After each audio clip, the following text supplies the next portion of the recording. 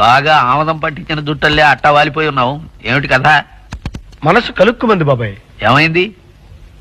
రోజు భోజనాల టైంలో ఆ, ఓ కాలేజీ పిల్ల మన హోటల్కి వస్తుంది బాబాయ్.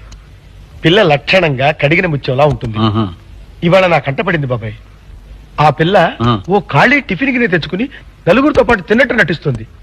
అట్టాగా. ఆ అమ్మాయి పేరు? ఆ స్వప్న అనుకుంటా. స్వప్న అంటే రాఘవరావు గారు అమ్మాయి బాబాయ్. నీతికి నిజాయితీకి మారుపేరాయ. లక్షలు సంపాదించే ఉద్యోగంలో ఉన్నా పైసా లంచం పుచ్చుకుని ఎరగడు మహానుభావుడు. ఏడనర్థం క్రితం గుండె జబ్బొచ్చిపోయాడు. ఆ తర్వాత ఆ కుటుంబం చాలా చితికిపోయింది బాబాయ్. మగ పిల్లలు లేరు, స్వప్న ఒక్కతే బిడ్డ.